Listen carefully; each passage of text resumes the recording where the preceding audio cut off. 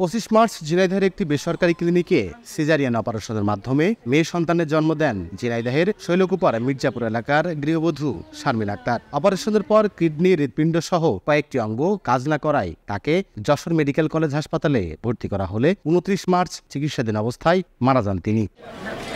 শুধু শারমিন নন, গত এক মাসে ঝিনাইদহের বিভিন্ন বেসরকারি ক্লিনিক ও হাসপাতালে সিজারিয়ান অপারেশনের পর 7 জন প্রসূতির মৃত্যু হয়েছে। তাদের প্রত্যেকের উপসর্গ ছিল প্রায় একই। সিজারের কয়েক ঘন্টা পর অতিরিক্ত রক্তক্ষরণ, শরীরের বিভিন্ন অঙ্গ কাজ না করার কারণেই মৃত্যু হয় তাদের। মৃত্যুর সঠিক কারণ জানতে চাই পরিবারের সদস্যরা। যত রক্ত দিচ্ছে 2-3 ব্যাগ রক্ত দাঁড়াচ্ছে না, মানে ব্যাগ ভরে ওই স্যালাইনের ব্যাগ না, ওই ব্যাগ ভরে ভরে রক্ত হচ্ছে। পরবর্তীতে মানে এরকম ধরনের হয়ে আর কেউ না মরে। ড্রাগ সমস্যা কিনা এটা খতিয়ে দেখতে হবে। মারা গেলেন, তারা কেন মারা গেলেন এটাও দেখতে হবে। শুধু ওটি বন্ধ করে দেওয়াই কিন্তু এর সমাধান নাই বলে আমি মনে করি।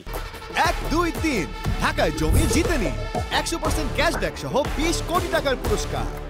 প্রসূতি মৃত্যুর কারণ নির্ণয়ে কাজ শুরু করেছে স্বাস্থ্য বিভাগ। সন্দেহের তীর অপারেশনে ব্যবহৃত ওষুধের দিকে। এতে বিপাকে পড়েছেন হাসপাতাল কর্তৃপক্ষ ও চিকিৎসকরা। ধারণা করছি হয়তো ডিউ টু স্যালাইন রিঅ্যাকশন, নাহলে ডিউ টু ড্রাগ রিঅ্যাকশন, ওষুধের কারণে এটা হচ্ছে। কোনো গাফিলতি ছিল না সেই চিকিৎসকের বা তার পোস্ট অপারেটিভ ম্যানেজমেন্ট, কোনো সমস্যা ছিল না। হঠাৎ করে এই জিনিসে বেশ একটু ভীত সন্ত্রস্ত হয়ে গেছেন এবং মানুষের মধ্যেও একটা ভীতির সঞ্চার হয়েছে। ব্যবসা প্রতিষ্ঠানের সম্মান নষ্ট হচ্ছে, একজন ডাক্তারের সম্মান নষ্ট হচ্ছে। চাচ্ছি যে রোগীরা যাতে সুস্থ হয়, আমরা যাতে প্রতিষ্ঠানটা সুন্দরভাবে চালাতে পারি। সিভিল সার্জন জানান, এরই মধ্যে হাসপাতালগুলো থেকে 19টি ওষুধের নমুনা সংগ্রহ করে ঢাকায় পাঠানো হয়েছে। আগামী 1 সপ্তাহের মধ্যে মিলবে তদন্ত প্রতিবেদন। একটা ক্লিনিক থেকে প্রায় 19টা স্যাম্পল আমরা ঢাকায় পাঠিয়েছি। স্যালাইন, অপারেশনের রক্তক্ষরণের জন্য যে ওষুধ ব্যবহার হয় সেই ওষুধ, অ্যানেস্থেশিয়ার ওষুধ। তো সঠিক কারণ আসলে এখন পর্যন্ত বের করা যায়নি।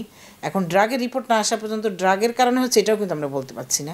7 জন প্রসূতির মৃত্যুর পর জেলার 6টি বেসরকারি ক্লিনিক ও হাসপাতালের অপারেশন থিয়েটার সাময়িক বন্ধ করেছে স্বাস্থ্য বিভাগ। লোটাস রহমান সোহাগ, সময় সংবাদ, ঝিনাইদহ।